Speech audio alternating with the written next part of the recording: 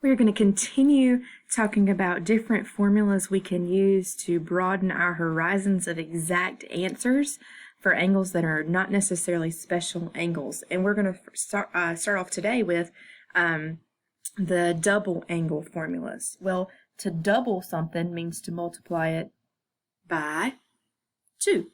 So all of these formulas are actually derived from your sum and difference formulas. Hopefully you've already watched my sum and difference formula video before you have watched this one.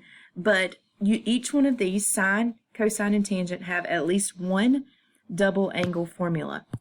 So you can see here that the sine of 2 times an angle is 2 sine cosine. Now cosine has 3 different forms, 3 different versions. Cosine squared at the angle minus sine squared, 2 cosine squared minus 1, 1 minus 2 times sine squared.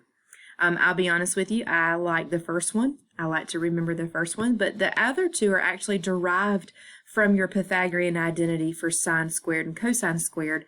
All of them are true, valid, but for some reason I like the first one, so that's the one I end up using. And then you have one for tangent of 2 theta, doubled angle, which is 2 tangent theta, 1 minus tangent squared theta. Okay, these are important formulas. I'm going to put a star beside them because you need to memorize them, and you can locate them on your formula sheet. So as you memorize them, I also would like to teach you how to use them. So let's do a couple of examples. Let's look at this example. If sine of an angle is 4/5 and it's in quadrant 2, when all else fails, draw a picture, my friends, right? Draw 4/5 in quadrant 2 with a reference angle, right? 4 would be opposite over hypotenuse, which would be 5. Using the Pythagorean theorem and the one knowing that it's going to the left, I can go ahead and assume that that's -3. We can find sine of the double angle. Now, we don't know the angle, and that's okay, but if we double that angle, what would be the sine value? Well, let's use what we know in our special formula. Sine's double angle is 2 sine of the angle cosine of the angle. So that would be 2 times, over here, what's sine? 4/5. What's cosine? -3/5. Okay, so that's 2 over 1. Hopefully you know your fraction rules by now. That's 2 times 4, which is 8 times, that'd be -24 over 25. So if I double the angle, I get the value of -24 over 25. I don't know the angle, that's okay. Usually use the same information, but let's do the cosine. Remember, I like the first one, cosine squared theta minus sine squared theta. I know the cosine value is -3/5, and it's squared because it has a squared, minus sine is 4/5, and it has a squared. So let's see, that's 9 over 25 minus 16 over 25 is -7 over 25. So if I doubled the angle and I took the cosine of the value, I would end up with -7 over 25. Let's do the tangent.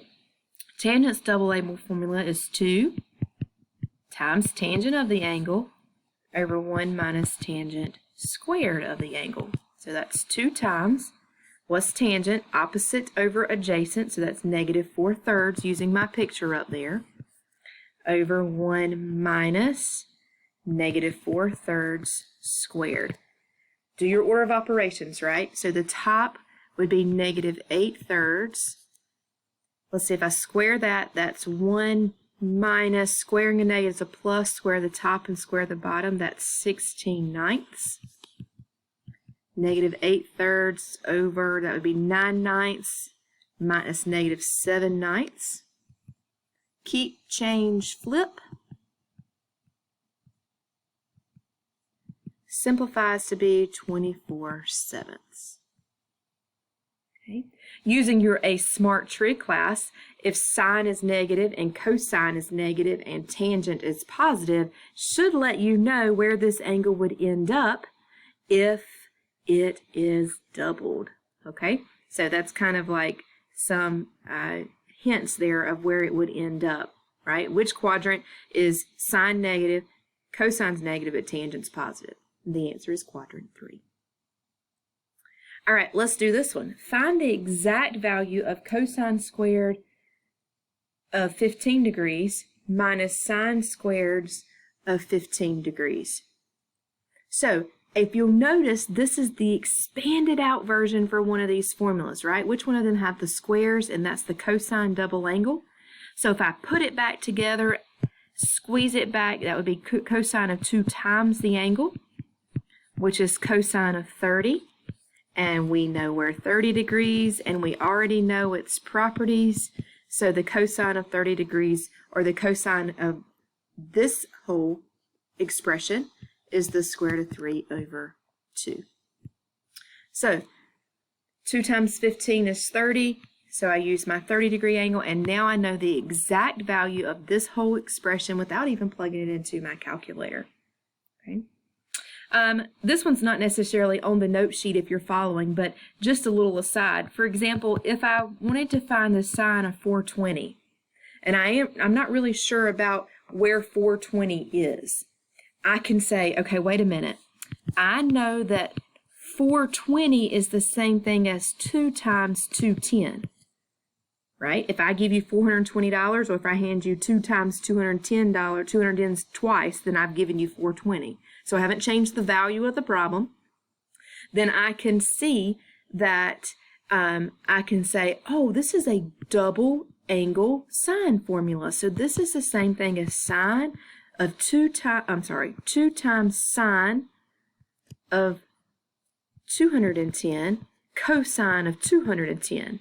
Notice that I used my angle that I actually could find some information from and this special formula to get the sine of 420. Now 210 is down here in quadrant 3 with a 30-degree reference angle, 1/2 square root of 3 over 2, and they're both negative. So that's 2 times sine is the y value, cosine is the x value. Simplify all this, so that would be 2 times -1. Negative and negative is a positive, right? So that would be 2 times the square root of 3 on the top over 4, which is the square root of 3 over 2. Wow, okay, that's a special side. So this ended up being a special angle, right? And believe it or not, if you take 420 and subtract 360, it's actually the sine of, it ends up being where the 60-degree angle is. So this is just another way to figure out these big angles other than coterminal angles, right? If you take 420 and you rotate it around 360 and 60 more, here's where the angle actually is. It's a 60-degree reference angle that would produce the square root of 3 of 2 as well. But we used a different approach. We used our double angle formulas to figure it out as well. And that's the cool thing about math. There's more than one way to do a problem. So I will instruct you. I will say, hey, use a double angle formula to find this. And you can see here it says, you have to realize that's a double angle formula, and so is the top one. So these are your double angle formulas for you to be able to memorize and know. Good luck using them.